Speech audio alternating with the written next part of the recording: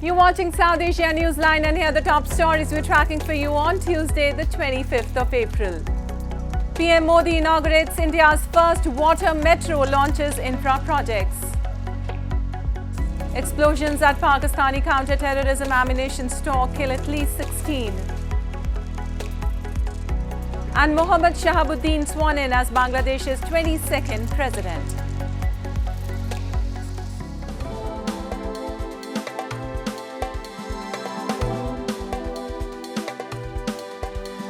And now for all the details. India's Prime Minister Narendra Modi on Tuesday inaugurated various infrastructure projects in Kerala, including the southern state's first Vande Bharat Express train and the country's first water metro. He also interacted with a group of school children inside one of the coaches of the semi-high-speed train, which will connect over 11 districts. Meanwhile, the first of its kind water metro will connect 10 islands around the Kochi city through battery-operated electric hybrid boats. It is expected to boost tourism and provide seamless connectivity in the port city. The Prime Minister also laid the foundation stone of a digital science park in Thiruvananthapuram. He said that India has demonstrated resilience despite a challenging global environment, and the country is being seen as a vibrant spot of development. And India's Foreign Minister S. Jaishankar, who is on a two-day visit to Panama, took a veiled dig at Pakistan on Monday and said that it is very difficult to engage with a neighbor who practices cross-border terrorism against India. He stressed India has always said that they have to deliver on counter-terrorism commitments. The remarks came as Pakistan's Foreign Minister Bilawal Bhutto is set to visit India for the SCO meet in Goa. It will be the first visit by a Pakistani minister in over a decade. It is for us very difficult to engage with a neighbor who practices cross-border terrorism against us. We have always said that they have to deliver on their commitment not to encourage, sponsor and carry out cross-border terrorism. We continue to hope that one day we would reach that stage. India last week witnessed a deadly terror attack in Poonch district of Jammu and Kashmir, in which 5 Indian soldiers were killed. The involvement of a Pakistan-based terror group in the attack is likely to cloud Bhutto's visit.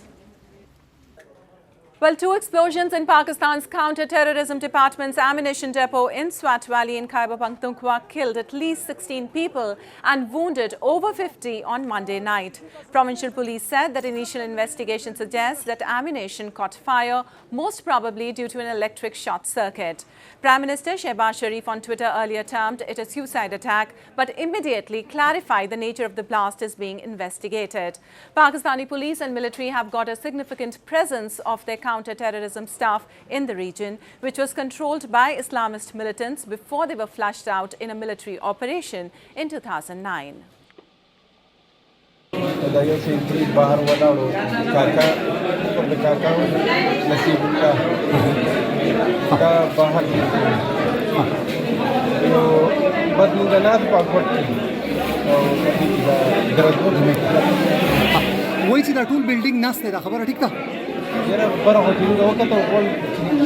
And consumers in Pakistan-occupied Kashmir are grappling with record high prices of fuel and gas due to rates set in Islamabad.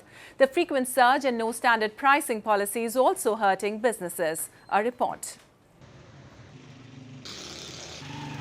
Gas distributors in Pakistan-occupied Kashmir are upset over frequent gas price hike, which is subsequently affecting their business, with consumers unable to purchase at the rates set by Pakistani authorities. They have lamented there are no standing pricing policies in place amid the crisis.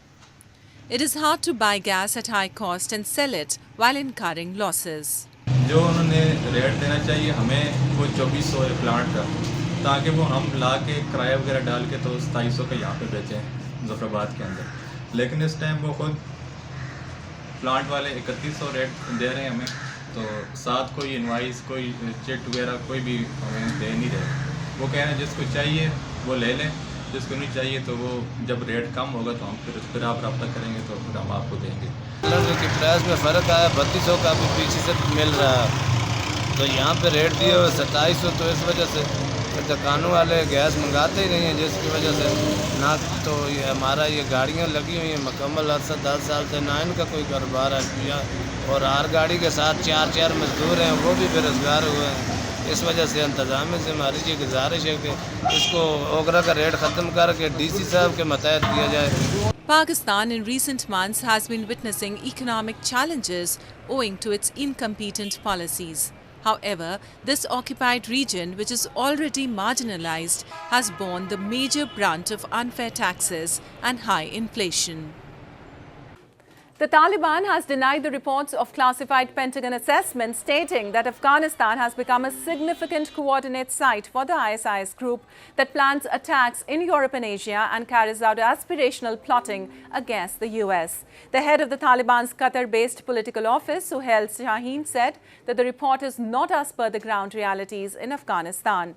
Taliban spokesman Zabihullah Mujahid termed the assessment fake and part of an ongoing propaganda campaign against their government. He said that ISIS and other terrorist groups in the country have been severely affected and are in the process of being destroyed. The Taliban captured Kabul in August 2021 when the US and its NATO allies withdrew after 2 decades of war. Since then, Taliban has been battling the ISIS. And Mohammed Shahabuddin, a former judge and politician of the ruling Awami League, was sworn in as the 22nd president of Bangladesh on Monday, just months before a general election. 74-year-old Shahabuddin replaces Mohammad Abdul Hamid. The new president took part in 1971 Liberation War and was also imprisoned for waging protest after the 1975 assassination of Bangladesh's founder Sheikh Mujibur Rahman, the father of Prime Minister Sheikh Hasina. The election comes as the country faces mounting protest over the next general election scheduled to be held later this year.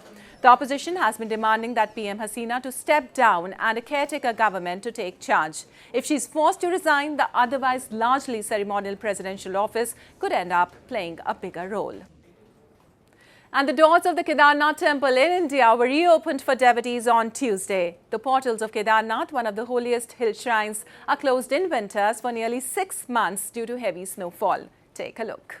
The doors of Kedarnath Temple in India's Uttarakhand state, one of the holiest hill shrines dedicated to the Hindu god of destruction Lord Shiva, were reopened for devotees on Tuesday. The temple is closed in winters due to heavy snowfall in the region.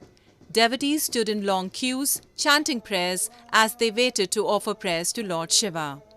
To mark the auspicious occasion, the temple was decorated with nearly 20 quintals of flowers in the picturesque foreground of ice-capped Himalayan hills. आज परंपरा के अनुसार हमने कपाट 6:20 खोल दिया गया है. Kedarnath is part of the popular pilgrimage route known as the Chota Char Dham Yatra, covering Kedarnath, Badrinath, Gangotri and Yamunotri. The temple was one of the few structures to withstand the floods in 2013, Uttarakhand's worst in decades, that killed at least 6,000 people. Well, that's all in tonight's edition. It's the same time tomorrow.